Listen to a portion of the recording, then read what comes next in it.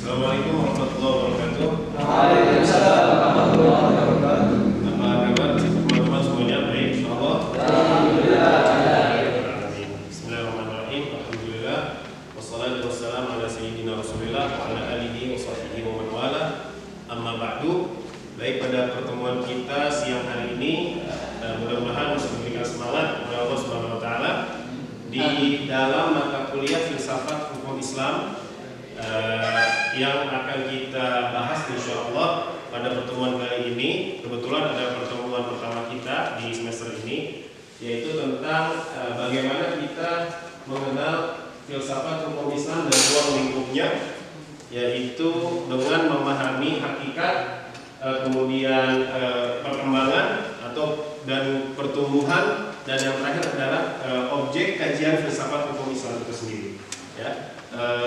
Untuk kita berangkat kepada hakikat hukum Islam itu sendiri, apa itu arti daripada filsafat hukum Islam itu, sebelumnya kita akan mengantarkan sedikit tentang filsafat hukum Islam. Oleh karena itu, para pakar hukum dalam memahami naskah Al-Quran dan hadis terus menggali dan menemukan hukum yang berakar di dalam masyarakat itu sendiri. Maka memahami dan memahami tujuan ditetapkan dan hukum Islam itu sama pentingnya dengan kita memahami nas Al-Quran dan nas Al-Hadis, di mana peranan akal dan wahyu dalam menetapkan hukum Islam merupakan kajian utama dalam filsafat hukum Islam itu sendiri. Jadi ini adalah sebuah pengantar kita untuk mata kuliah ini, yaitu filsafat hukum Islam, di mana capaian pembelajaran yang akan kita tuju adalah agar mahasiswa mampu memahami dan mengerti konsep daripada filsafat hukum Islam, hakikat, rahasia, dan juga memahami cara-cara istinbat ahkam daripada hukum Islam yang tidak jauh ada hubungan dengan kaidah usul fikih yang kita selama ini kita ketahui dan kaidah fikhiyah. Ya, karena filsafat hukum Islam itu di dalam bahasa Arab disebutkan tidak lain dan tidak bukan adalah falsafah hukum Islam. Maksud dari falsafah hukum Islam berarti kita memahami kaidah usul, sehingga di mana dengan kaidah tersebut setelah kita mendalami kita dapat mempraktekannya ketika kita memahami atau membaca nas Al-Quran dan Al-Hadis, baik fiqhiyah, dan mempraktekannya di dalam beberapa masalah-masalah yang berakar di masyarakat atau di pengadilan dan lain sebagainya.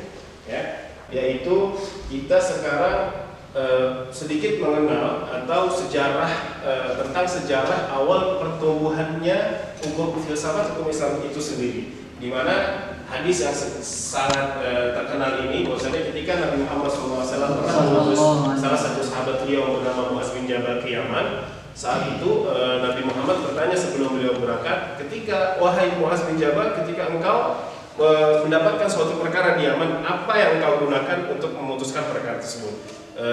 Sekali beliau menjawab dengan kitabullah. Kemudian kedua kali kalau tidak ada, beliau menjawab dengan sunnah Rasulullah. Kemudian yang ketiga kali beliau menjawab ketika tidak ada di kitabullah dan sunnah Rasulullah, maka beliau akan menggunakan penalaran atau nalar pikir beliau, dan yang lain yang tidak lain adalah sebuah ijtihad yang selama ini disebutkan oleh para ahli fikih dan ahli usul. Bagaimana yang pernah dilakukan oleh Sayyidina Umar bin Khattab. Sahabat Umar bin Khattab seketika itu pada zaman paceklik pernah menghapus hukuman potong tangan kepada seorang pencuri.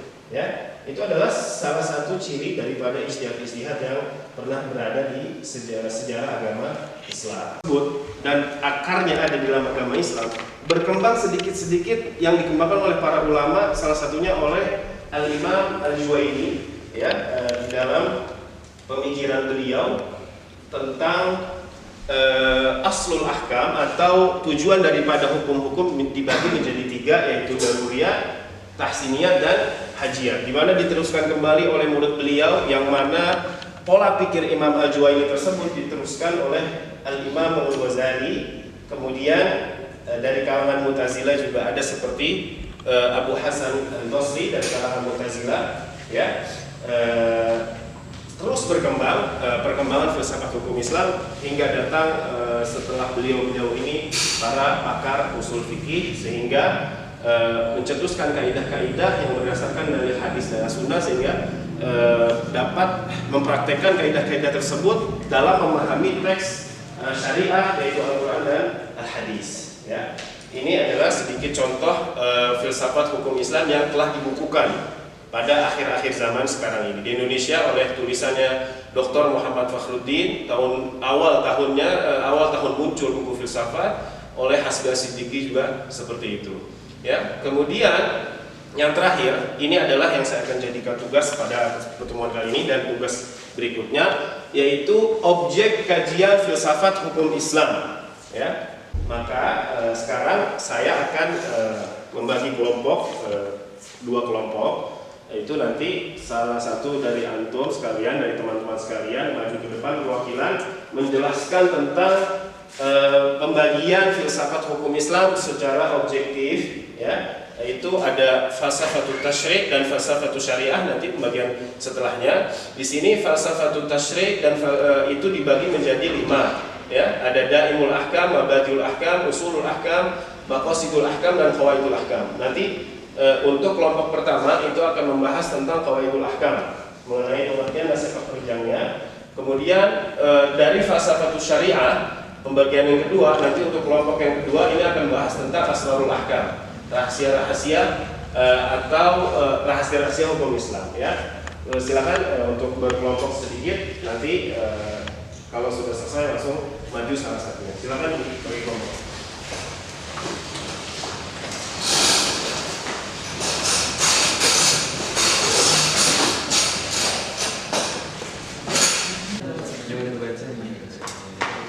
Ya, baik.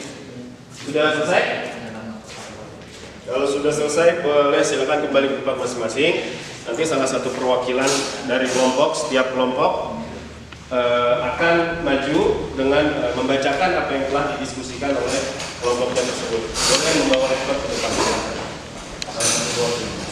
Siapa yang maju, kelompok 2, siapa yang maju menjelaskan apa yang tadi kita bagikan tugasnya. Silakan. Oke. Saudara Hasan. Silakan. Baik, bismillahirrahmanirrahim. Assalamualaikum warahmatullahi wabarakatuh. Kita akan membahas salah satu poin dari filsafat syariah, yaitu asrarul ahkam. Hari ini insyaallah. Asrarul ahkam itu secara ringkas itu adalah alasan atau tujuan atau hikmah dari hukum-hukum itu sendiri. Jadi ketika Allah Ta'ala memutuskan sebuah hukum atas suatu permasalahan, kita mencari tahu tuh apa itu asrar atau hikmah di balik hukum itu sendiri.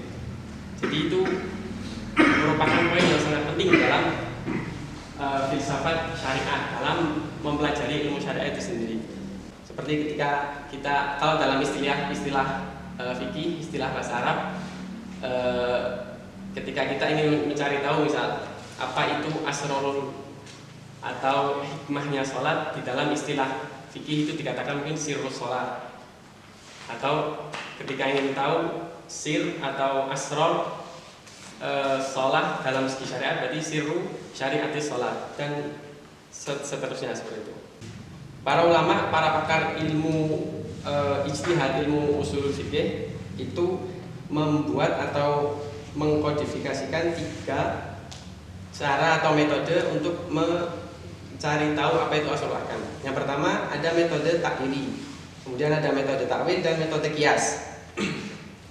Baik, terima kasih. Ini tepuk tangan.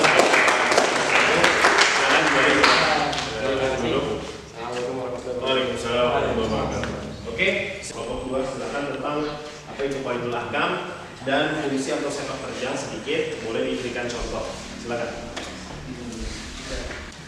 Bismillahirrahmanirrahim. Terkait dengan qawaidul ahkam, sudah dijelaskan sebelumnya asrarul ahkam, sekarang kita tentang qawaidul ahkam. Qawaidul ahkam di sini masuk di bagian filsafat tasyri'. Maksudnya tasyri' di sini adalah untuk menentukan suatu hukum. Jadi sebagaimana kita ketahui, hukum Islam itu sudah kompleks, sudah lengkap. Segala sesuatu yang sudah sempurna itu pasti ada dasar-dasarnya, ada dasar-dasar, ada hal-hal yang itu fundamental menjadi fondasi. Nah, sebagaimana rumah tidak bisa berdiri kokoh tanpa ada fondasi. Itu juga hukum. hukum-hukum Islam yang sedemikian kompleks itu bisa berdiri sekuat ini karena ada dasar-dasarnya yang mana diumurkan dalam qaidul ahkam di sini. Seperti contoh ada kaidah pertama itu adalah al-umur bima qasidih. Al-umur bima qasidih yang mana di sini disadur dari hadis Rasulullah sallallahu alaihi wasallam. Innamal a'malu binniyat. Baik, terima kasih kepada kelompok kedua.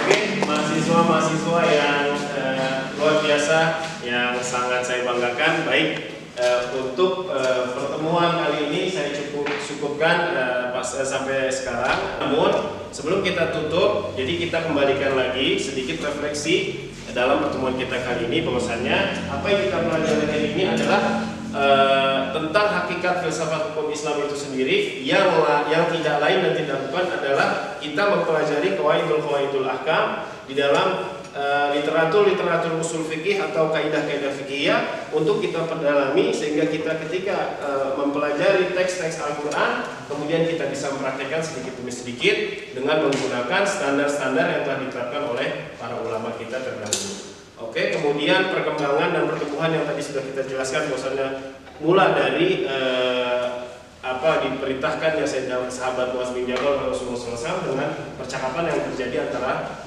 beliau-beliau tersebut, lalu berkembang oleh para ulama, kemudian lahirlah objek-objek kajian filsafat hukum Islam yang tadi setelah dijadikan tugas oleh kelompok-kelompok yang telah dibagi. Untuk itulah sebuah refleksi yang dapat saya sampaikan. Untuk pertemuan berikutnya saya akan memberikan sedikit tugas atau arahan kepada teman-teman sekalian, mungkin tugas mandiri ya, bukan tugas kelompok. Nanti per orang akan mencari apa itu poin-poin yang ada di filsafat tasyri' dan filsafat syariah.